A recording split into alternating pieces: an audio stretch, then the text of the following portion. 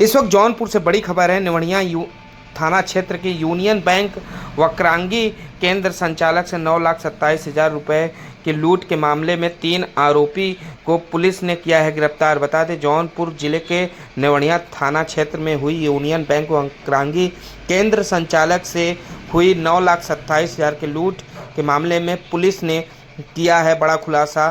Police अधीक्षक doctor कौस्तुम ने बताया कि हुरैया गेट के गांव के पास किया है गिरफ्तारी के दौरान आरोपियों ने पुलिस के ऊपर फायर कर भागने का प्रयास किया, जहां गिर जाते हैं, जहां पुलिस ने पहुंचकर दबोच लेती है और आरोपी के पास से 8,10,000 रुपये और एक मोटरसाइकिल, तमंचा, कारतूस बरामद करती है। पकड़े गए मुख्य आरोपी मणियाहू कोतवाली क्षेत्र के जयरामपुर निवासी अरविंद राजभर उर्फ मंगरू इस आपराधिक इतिहास, लूट कर डकैती, गैंगस्टर का आरोपी रह चुका है। वही दूसरा आरोपी वाराणसी के हरसोस का रहने वाला है राजन राजभर उर्फ बड़कू। इसके ऊपर भी कई गंभीर धाराओं में मुकदमा पंजीकृत है, हिस्ट्री सीटर रह चुका है। वहीं तीसरा आरोपी जलालपुर थाना क्षेत्र का रहने वाला है। फिलहाल देखिए, जैसा कि आप सभी को विदित है कि जनपद जौनपुर थाना निवड़िया अंतर्गत शाम के 7 बजे आज से 3 दिन पहले एक ग्राहक सेवा केंद्र से जब 2 व्यक्ति अपने ग्राहक सेवा केंद्र का पैसा लेके अपने घर के लिए जब जा रहे थे, तब इनके बैग में लगभग 9,27,000 रुपये, एक मोबाइल फ़ोन, एक POS मशीन इत्यादि थी। इनकी बाइक को 3 लोगों द्वारा एक बाइक से इंटरसेप्ट किया गया था।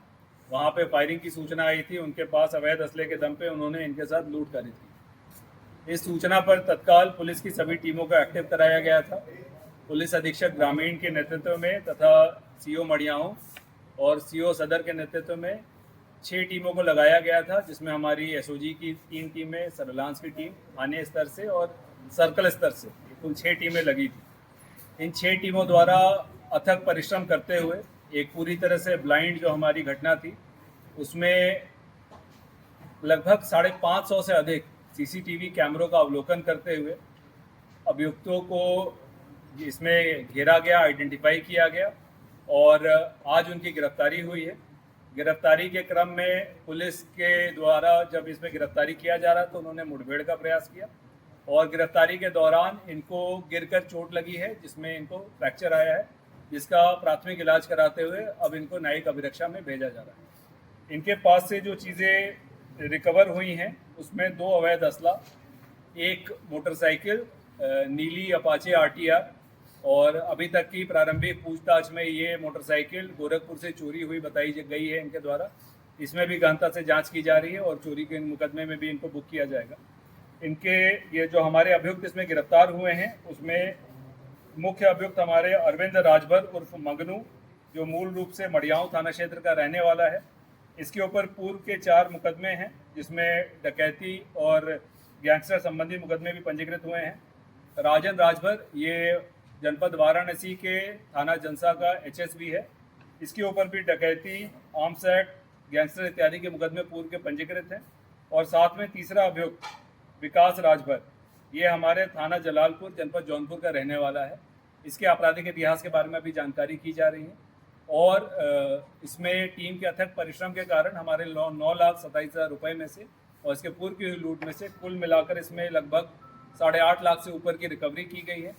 इसमें जो अवैध असले थे वो बरामद किए गए हैं। अभियुक्तों द्वारा जो हमें CCTV फुटेज के अवलोकन में जो इनके द्वारा कपड़े, जूते, हेलमेट पहना गया था वो बरामद किया गया है। जो मोटरसाइकिल प्रयोग इसमें की गई थी, इसको भी इनके द्वारा जो है पुलिस से छुपाने का प्रयास भी किया गया था, एविडेंस डिस्ट्रॉय करने का प्रयास किया गया था, उसे बरामद किया गया है। वो जिस चोरी के मुकदमे में है उसमें भी उसको लिंक किया जा रहा है। और इसमें एक बड़ी रिकवरी SOG की टीम और सर्कल और थाने की टीम द्वारा की गई है। इस संबंध में इन सभी अभियुक्तों के विरुद्ध गैंगस्टर और HS की कार्रवाई की जाएगी आने वाले समय में। और साथ ही इसमें अनावरण करने वाली और गिरफ्तारी करने वाली टीम को जनपद स्तर से और रेंज स्तर से 25,000 का इनाम भी दिया जाए। 2 सवाल हैं। पहला सवाल ये कि क्या मास्टरमाइंड इसमें है कि नहीं, और दूसरा कितने दिन लोगों ने कोशिश की इस शिकार को करने की? देखिए, अभी तक की प्रारंभिक पूछताछ में और CCTV फुटेज के अवलोकन से ये स्पष्ट हुआ है ये पिछले 10 दिनों से इसके द्वारा इनमें रेकी की जा रही थी और ये चौथा प्रयास था, जिसमें इन्होंने पहले 1-2 प्रयास में इनके पास ये सूचना आ गई थी कि इनके पास ज़्यादा पैसा नहीं है, तो इन्होंने बड़ी माइन्यूटली इसको प्लान किया था और हर दिन के एविडेंस हमारे पास कलेक्टेड है। और साथ ही इस प्रकार से इसको प्लान करने में इसके पीछे जो लोग रहे हैं उसके ऊपर भी इनसे कायदे से पूछताछ करते हुए, बैकवर्ड लिंकिंग करते हुए, ये विवेचना यहाँ समाप्त नहीं हो रही है। हमारे पास क्रेडिबल लीड्स हैं जिसके ऊपर अभी हम काम करने वाले हैं और अगर इसमें इनको सहयोग करने में जिन लोगों की अभी तक प्रारंभिक पूछताछ में पहचान हुई है उनकी भी गिरफ्तारी और उनको भी इन्हीं धाराओं में हम बुक करेंगे। सर वक्रांगी केंद्र जैसे तमाम लूट हो रही है उसके लिए क्या पुलिस का प्लान है, क्योंकि उनके लिए कोई सुरक्षा नहीं होती? देखिए, ये ग्राहक सेवा केंद्र से लूट का ये एक पहला घटना आया है और क्योंकि कई ग्राहक सेवा केंद्र हर थाना क्षेत्र में है और जैसा कि अभी तक की इस जांच में पता चला कि 25,000 तक के इनसे निकाला जाता है। इनके यहाँ काफ़ी लोगों का आना जाना, पैसों का मूवमेंट रहता है। तो इन सभी से हमारी अपील है कि सीसीटीवी कैमरे का कवरेज सड़क की तरफ बढ़ाएं।